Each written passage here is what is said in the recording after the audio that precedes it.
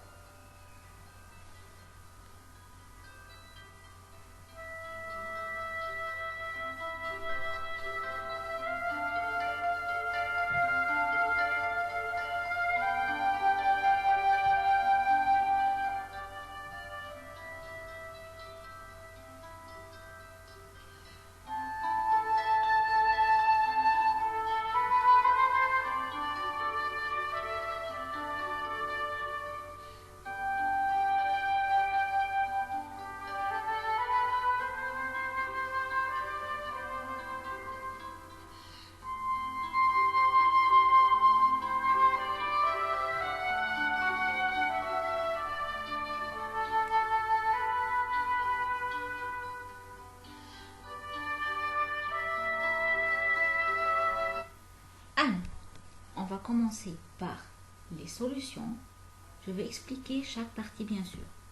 Premièrement, il dit si A, 3 moins 1, ce point-là appartient à l'axe des x. Alors, tout point appartient à l'axe des x, son y, tout de suite va être égal à 0.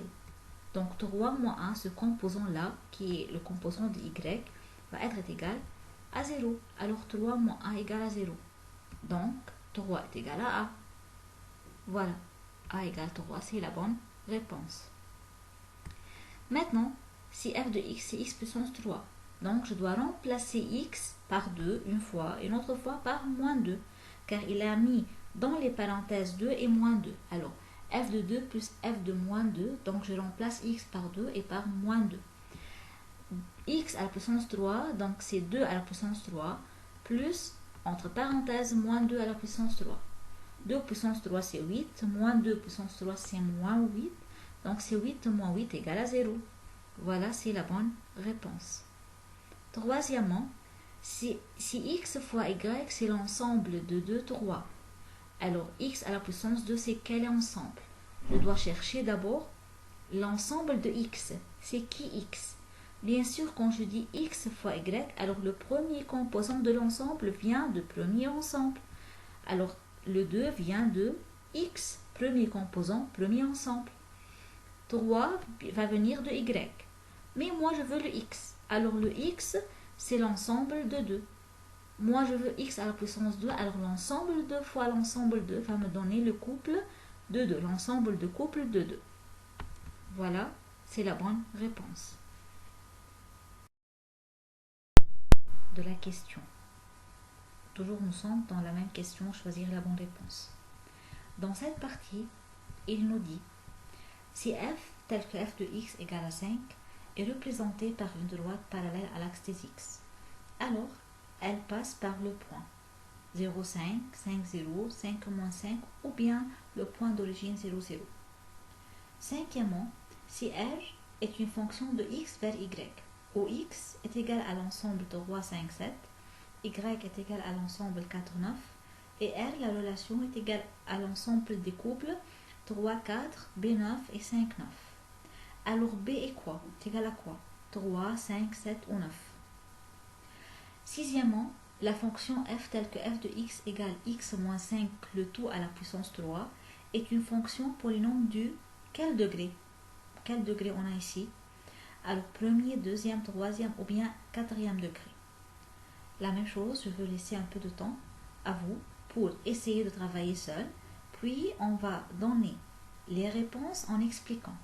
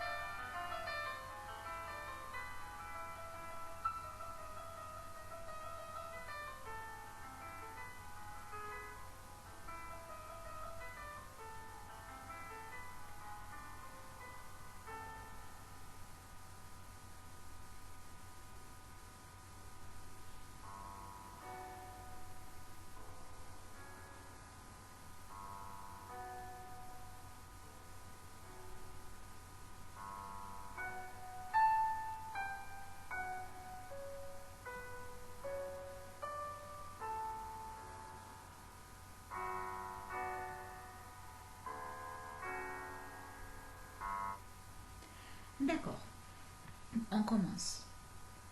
D'abord, j'espère que je trouve dans les commentaires des réponses et des solutions. J'espère ça. Vas-y. Si f tel que f de x est égal à 5, alors cette fonction est représentée par une droite parallèle à l'axe des x, bien sûr, car c'est une fonction constante. Alors, bien sûr, on va avoir une droite qui passe par l'axe des y seulement et non pas par l'axe des x, et parallèle à l'axe des x. D'accord. Mais sur quel point, ou bien par quel point cette droite va passer? Le logique dit qu'il va passer bien sûr dans le y égale à 5. Mais le x est égal à quoi? Est-ce qu'il y a x? Non, elle ne passe pas par l'axe des x. Et parallèle à l'axe des x. Alors, le logique dit, alors le x égale à 0 et le y va être égal à 5. Logiquement, cette droite passe par le point ou bien coupe l'axe des y au point 5. Et chaque point qui coupe l'axe des y, son x est égal à 0. Alors, et voilà par la figure. Le point, c'est le point noir. Alors, et la droite, c'est bien sûr la droite verte. Le point noir, c'est le point qui coupe la droite avec l'axe des y. Donc, ce point-là a le x égale à 0, alors que le y, c'est 5. Alors, bien sûr, va être le point 0, 5. Maintenant, cinquièmement, si R est une fonction de x vers y, où x égale 3, 5, 7, y 4, 9, et la relation suivante, 3, 4, b 9 et 5, 9. Faites attention, lisez bien la question. R est une fonction. Donc, on a une fonction et non pas seulement une simple relation. Non, c'est une fonction. Donc, la condition de la fonction, c'est chaque élément de x va apparaître une seule fois avec un élément de y. Donc, les trois éléments de x ici, le 3, le 5 et le 7, doivent apparaître une seule fois avec un élément de y. Alors, le 3, voilà, est apparu une fois, 3, 3. La même chose, le 5, on voit le 5 une fois, 5, 5. Alors, qu'est-ce qu'il manque de x? Le y, ça ne fait rien à moins. Moins, quand je dis fonction, alors les éléments de x vont apparaître une fois. Donc 3 une fois, 5 une fois. Alors l'élément qui reste, c'est le 7. Donc voilà, c'est la bonne réponse. Sixièmement, on a si f de x égale x moins 5 le tout à la puissance 3. Oui, bien sûr, je peux faire développer cette fonction.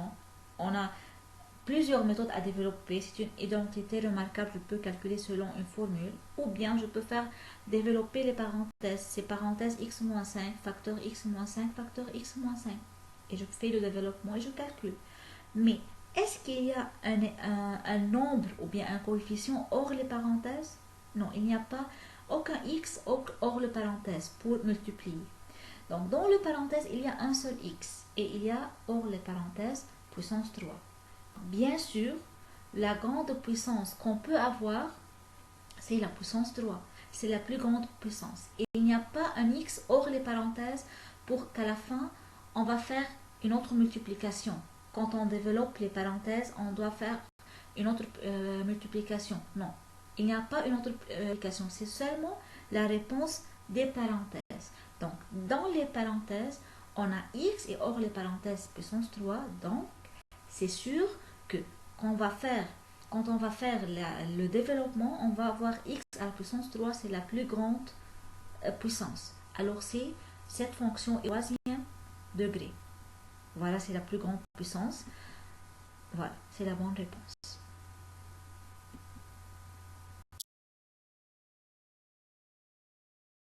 Enfin, je vous remercie mes chers et j'espère bien que je trouverai dans les commentaires des réponses et des solutions.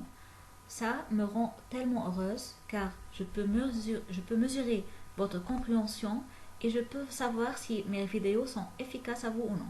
Merci, au revoir.